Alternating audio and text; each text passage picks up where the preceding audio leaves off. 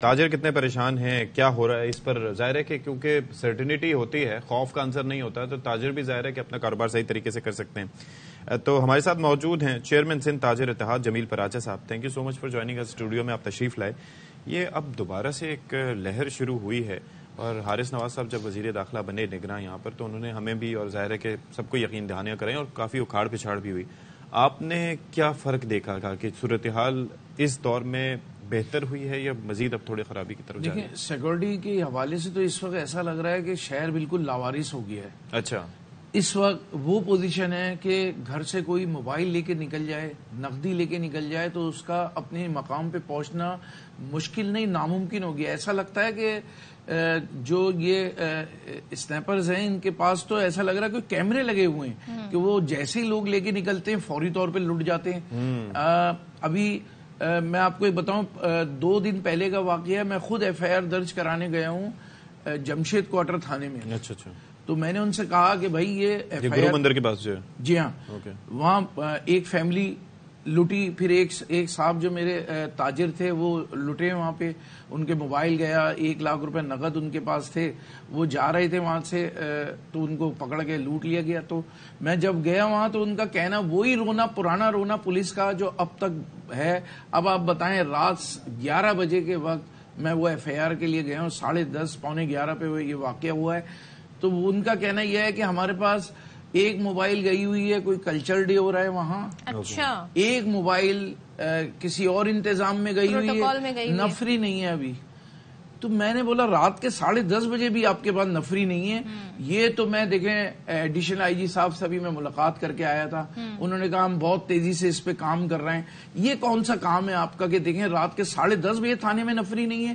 جب بھی ہم جاتے ہیں ہم سے کہا جاتا ہے ایس آر پی کی نفری آ رہی ہے، نفری بڑھا کے دی جا رہی ہے، وہ کہاں ہے نفری؟ وہ ایف آئی آر درج ہونے میں کتنا وقت لگا پھر؟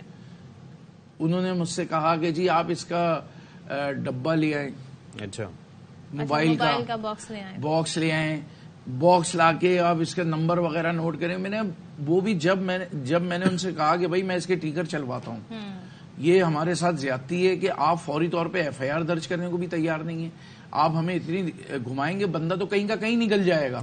اس وقت اگر پولیس فوری موجود ہوتی وہاں تو اس وقت پکڑا جاتا۔ یہ سمجھ لیں کہ وہ اس علاقے میں میرے پاس ایک نہیں 10 وارداتیں ایسی ہو رہی ہیں جو اس علاقے میں دن بدن ہوتی چلی جانی ہے۔ رات کو تقریباً 9 بجے سے لے کے اور 1 بجے تک تو یہ سمجھ لیں کہ ان کی اماجگاہ بنا ہوا ہے۔ اکثر یہ بھی تو ہوتا ہے نا کہ because of F I R اس لیے بھی نہیں کاٹی جاتی کہ پھر ایس ایچ او کی بدنامی ہوتی ہے کہ اس کے انڈر جو علاقہ ہے اس پہ اتنی وارداتیں ہو رہی ہیں، وہاں کنٹرول ہی نہیں کر پا رہے۔ روز نامچہ تو دے دیتے ہیں، ایس ایچ او صاحب موجود ہی نہیں تھے، موجود نہیں، انہوں نے کہا جی وہ بھی انتظام میں گئے ہوئے ہیں، جیسے ہی پتہ چلے گا وہ فوری طور پہ آئیں گے۔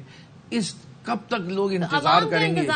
عوام لٹتی رہے گی، کب تک انتظام کیا جائے گا، کب تک انتظار کیا جائے گا؟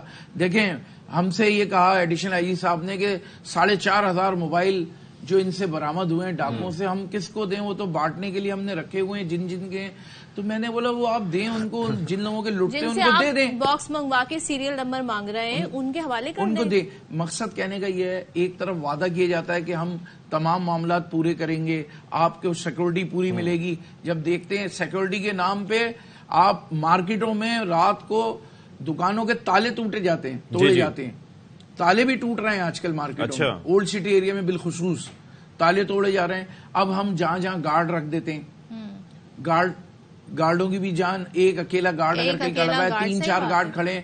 اب ہم نے بار بار ہم تھانوں میں کہتے ہیں، اولڈ سٹی ایریا کے تمام تھانوں میں ہم ملاقاتیں کر کے یہ بتاتے ہیں کہ آپ لوگ اس کی حفاظت کریں، ان گارڈوں کے لیے بھی آپ گشت کروائیں اپنا، لیکن گشت کہیں نہیں ہے۔ اچھا، مجھے وعدہ کیا جاتا ہے۔ مجھے بات بتائیں کہ اس سے ہٹ کے یہ جو بھتہ خوری والا چکر ہے، ہم نے بتایا کہ گزشتہ سال یہ جو ابھی گزرا ہے دسمبر میں 11 واقعات ہوئے، اس میں 3 تاجروں کو یا پھر ان کے اہل خانہ کو اس طریقے سے مارا بھی کیا، تو یہ بہت زیادہ کنسرننگ ہے۔ تو آپ کو اس حوالے سے بھی کوئی پریشانی ہے؟ جی ہاں، بالکل پریشانی کی بات ہے۔ ہمارا سیزن ابھی سر پہ کھڑا ہے، عید الفطر آ رہا ہے، لوگ یہ پہلے تو دیکھیں سیاسی جماعتوں کی بات تھی کہ سیاسی جماعتوں کے کارکن بھی یہ حرکتیں کرتے تھے، لیکن رینجرز نے کنٹرول حاصل کیا تھا، وہ کنٹرول شہر بالکل صحیح ہو گیا تھا۔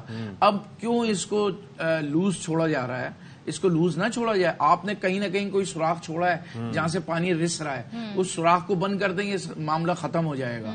آپ فوری طور پہ ان اقدامات, 3 آدمی نہیں مرے, یہ سمجھیں یہ 3000 لوگ مر گئے, ان سے متعلق جو لوگ ہوں گے, خاندان ہوں گے, تو آپ اس کو چیک کریں. آپ اس کا انتظار نہیں کریں گے, بڑھیں گی تو اسے چیک کریں گے. آپ یہ جو انیشیل وارداتیں ہوئی ہیں ان پہ نوٹس لیتے ہوئے, رینجرز کو فل اختیارات دیتے ہوئے, رینجرز کو یہ کام کرنا پڑے گا. اور دیکھیں جب اس طرح کے واقعات کی روک تھام نہیں ہوتی تو یہ پولیس کی بدنامی بھی ہوتی ہے, محکمے کی بھی بدنامی ہوتی ہے, اور پھر جب ہم اعلیٰ حکام سے پوچھتے ہیں تو وہ اس کی کچھ اور ہی توجیحات ہمیں بتا رہے ہوتے ہیں. تھینک یو سو مچ. دیکھیں پولیس ایسا نہیں ہے کہ ہر جگہ غافل ہے, غافل نہیں ہے, لیکن میری سمجھ نہیں آتا ہے کہاں, پولیس اپنی جاب ڈیوٹی پر نہیں ہے نا, ڈیوٹی پہ نہیں ہے موجود. ابھی اگر یہ درستگی کے ساتھ یہ سارے معاملات حل نہ ہوئے تو لوگ بہت زیادہ پریشان ہو جائیں گے, اور پھر اس کا طریقہ یہی ہوگا کہ پھر ہمیں وہی طریقہ کار ہے لوگوں کا, لوگ روڈوں پہ آئیں گے, پریشان ہوں گے, احتجاج کریں گے, پھر ان کو دوسرے طریقے سے مارا جائے گا. تو لہٰذا اس سے پہلے کہ یہ سارے معاملات ہوں, لا انفورسمنٹ ایجنسیز کو چاہیے کہ فوری طور پہ اقدامات کریں. بالخصوص رینجرز کو, جو رات کو اسنیپ چیکنگ تھی رینجرز کرتی تھی وہ ختم ہو گئی ہے, وہ بھی دوبارہ شروع ہونی چاہیے.